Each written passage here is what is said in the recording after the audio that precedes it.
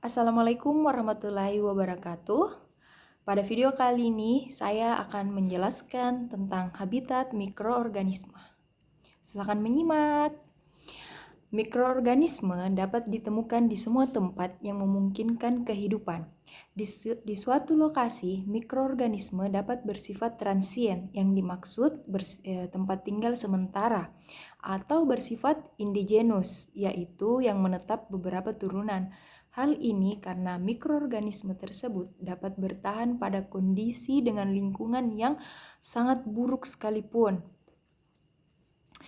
Ada beberapa habitat dari mikroorganisme ini, yaitu yang pertama ada tanah, yang dimana sumber yang akan kaya mikroorganisme, kebanyakan mikroorganisme bersifat apatogen atau tidak berpotensi untuk menimbulkan penyakit bagi manusia. Beberapa mikroorganisme dapat bertahan melalui adanya cadaver atau mayat ataupun bangkai. Bakteri patogen seperti Clostridium tetani, Clostridium perfringens, Clostridium botulinum, dan Bacillus anthracis. Yang kedua, air. Kebanyakan air tawar dan air laut mengandung mikroorganisme. Namun, bakteri patogen umumnya tidak terdapat kecuali di air yang secara langsung tercemar oleh urin dan feses manusia dan juga binatang.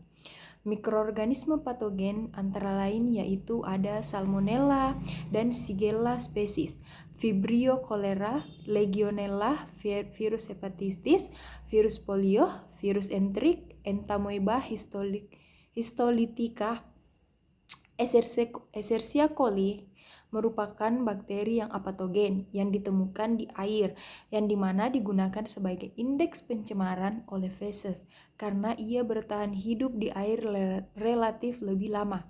Yang ketiga, udara. Walaupun mikroorganisme sering ditemukan di udara, namun mikroorganisme tersebut sebenarnya tidak dapat berkembang biak di udara karena udara jarang mengandung kuman patogen karena efek dari pengeringan, ozon, dan radiasi dari ultraviolet. Udara dalam ruangan mengandung banyak bakteri dan virus patogen yang berasal dari kulit, tangan, pakaian, dan terutama dari saluran pernafasan manusia. Mikroorganisme yang terdapat pada makanan, salah satunya yaitu pada susu. Susu yang telah diperah dari sapi yang secara asepsis masih mengandung sekitar 100 sampai 1000 mikroorganisme non-patogen per milinya. Kadang terdapat mikroorganisme patogen yang mungkin berasal dari sapi, yaitu antara lain Mycobacterium tuberculosis, Salmonella, Streptococcus, Corynebacterium, Shigella, Brucella, dan Staphylococcus penyebab keracunan makanan. Lalu, pasteurisis susu dan pemusnahan hewan yang sakit telah menurunkan insiden penyakit yang berasal dari susu ataupun mikroorganisme yang merugikan yang terdapat pada susu.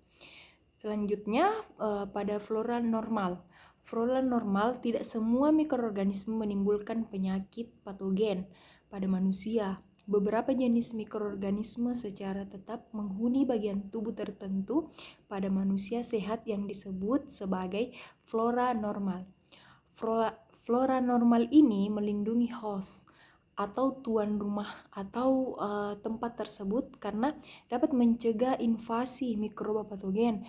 Contohnya pada Escherichia coli, Fusobacterium, dan Bacteroides yang secara tetap menghuni intestinum akan menghambat pertumbuhan Salmonella dan Shigella di dalam intestinum atau lebih dikenal dengan nama usus. Seperti Salmonella typhi, penyakit tifus, dan Shigella dysentery, penyakit disentri yang sering menyerang usus manusia. Flora normal dapat bersifat patogen jika mikroorganisme tersebut tidak berada pada habitat aslinya. Contohnya pada Streptococcus viridans, flora normal saluran yang berada pada saluran pernafasan atas. Bila masuk ke dalam aliran darah setelah ekstraksi gigi dapat sampai ke katup jantung yang abnormal dan mengakibatkan subacute bacteria endocarditis. Subakut Bacteria endocarditis merupakan peradangan di bagian endokardium yang ditandai dengan adanya vegetasi di permukaan endokardium. Adapun habitat dari flora normal yaitu yang pertama pada kulit. Nah, mikroorganisme yang banyak ditemukan pada kulit itu terdapat Staphylococcus aureus, Streptococcus faecalis, Streptococcus viridans, Malassezia ovale atau jamur. Yang kedua, mulut dan saluran pernafasan bagian atas. Mikroorganisme yang banyak ditemukan di mulut antara lain yaitu Staphylococcus aureus, Staphylococcus epidermidis, Streptococcus viridans, Streptococcus pyogenes pada 5-10% mulut normal. Streptococcus pneumoniae terdapat di permukaan gigi 25% orang dewasa normal. Mikroorganisme yang banyak ditemukan di saluran pernafasan antara lain terdapat Staphylococcus epidermidis, Haemophilus influenza, Candida albicans atau jamur. Saluran pencernaan makanan, daerah saluran pencernaan yang mengandung mikroorganisme adalah terdapat pada bagian usus besar, yang dimana pada bagian usus besar ini terdapat beberapa mikroorganisme, yaitu Escherichia coli, Clostridium perfringens, Proteus vulgaris. Lalu selanjutnya pada bagian uretra. Pada bagian uretra ini mikroorganisme yang terdapat di dalamnya yaitu ada Escherichia coli, Staphylococcus epidermis, dan selanjutnya pada bagian vagina, yang dimana pada bagian vagina juga ini terdapat mikroorganisme yang membantu proses di dalam vagina tersebut.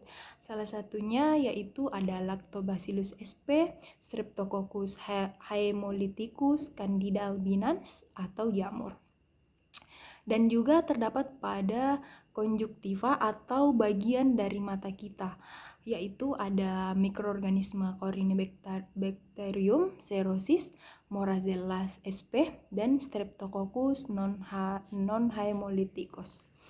Itulah tadi beberapa mikroorganisme dan habitatnya, yang dimana mikroorganisme ini ada yang dapat merugikan serta ada juga yang menguntungkan. Yang menguntungkan itu yang dikatakan sebagai flora normal yang memang keberadaannya sudah berada pada tempatnya. Namun ketika mikroorganisme tersebut tidak berada pada habitat aslinya akan menimbulkan beberapa penyakit. Itulah penjelasan saya tentang habitat dari mikroorganisme tersebut dan juga tentang flora normal. Terima kasih karena sudah menonton video saya. Salam.